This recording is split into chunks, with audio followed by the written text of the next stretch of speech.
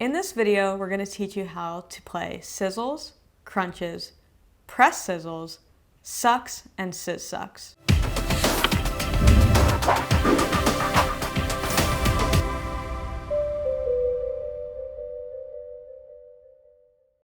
The first technique we're going to teach you is a sizzle.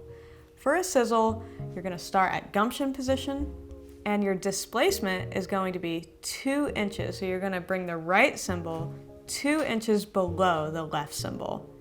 From here, you're going to make sure that when you make contact, that your cymbals are just hovering over each other, kind of barely touching to get that sweet sizzle sound.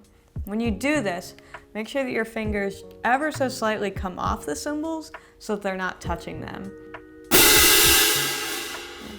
Something else to note with taking your fingers off of the cymbals when you play sizzles is, as I said, it should be slight. We don't want any jazz hands, so we don't want it to look like this.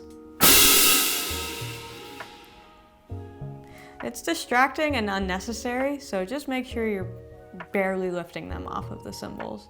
When playing a sizzle, usually in the music it's going to be defined how long the sizzle should last, and one way to stop the sizzle is simply by separating the cymbals and going back to gumption position.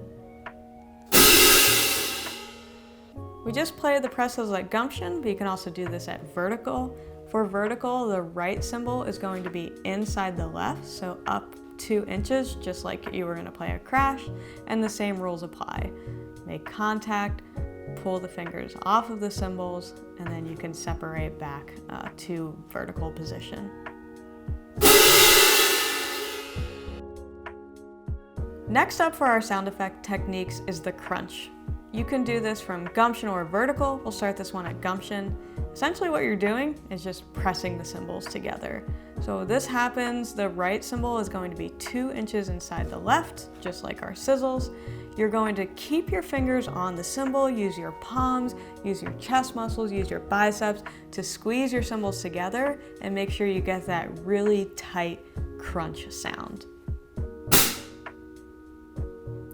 Something else to note about crunches is you should define when you're going to open the cymbals back up. So let's say you play the crunch on 1, depending on the tempo, you can open that up on 2 or 3.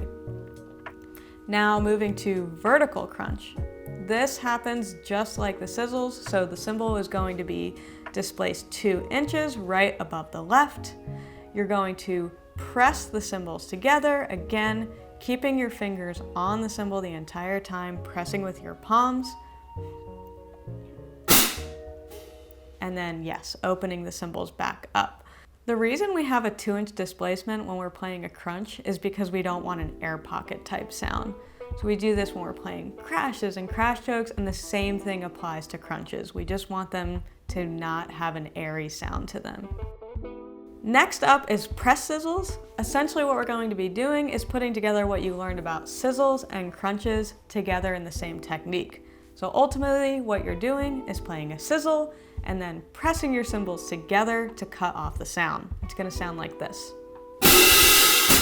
Something to note here is that you have the sizzle sound, the press together, which essentially gives you a crunch sound, and then a defined separating count, which is really just for visual clarity, not necessarily for sound quality. You can play press sizzles at both gumption, you can do it at vertical as well. All of the same rules apply when you're playing a press sizzle at vertical as they did for the sizzles and the crunches as well. The next technique we're going to teach you about is called a suck. Some people also call these vacuums. Doesn't really matter what you call it. And this is going to give us a nice low tone. So what you're going to do is you're going to start at gumption. The left hand is going to stay exactly where it is. The right hand is going to extend out. Now from the side profile, you should check this out. You're about halfway between the bell and the edge of the cymbal. We don't want to go past the bell, otherwise we're going to get this kind of airy open sound. The next thing we're going to do to set this up is making sure that the outside edges of the cymbals are touching.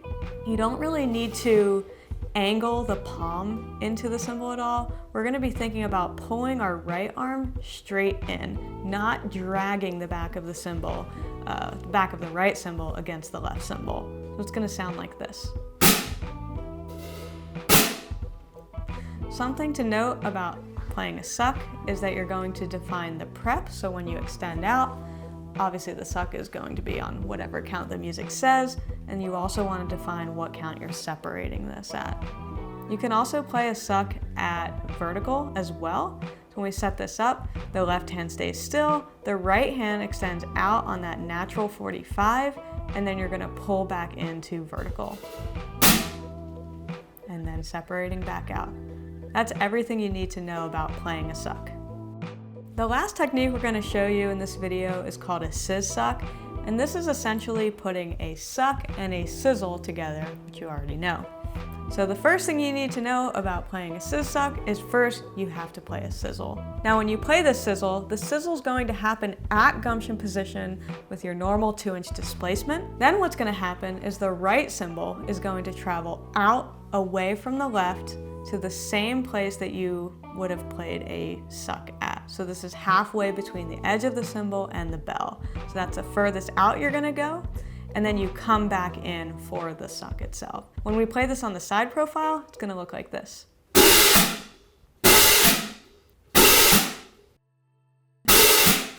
Something to note about Sizsucs is you need to play a good sizzle first.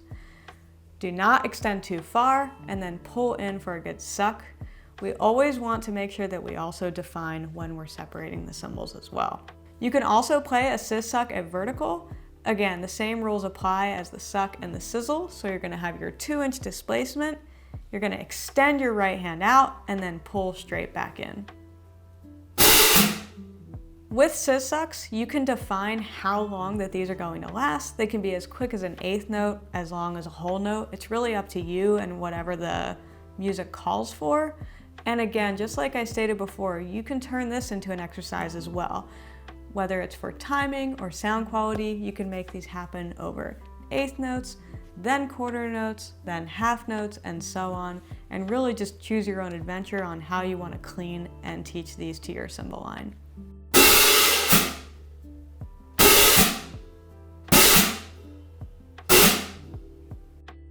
Now you know how to play sizzles, crunches, press sizzles, sucks, and Sizsucs. Take these techniques and incorporate them into your music.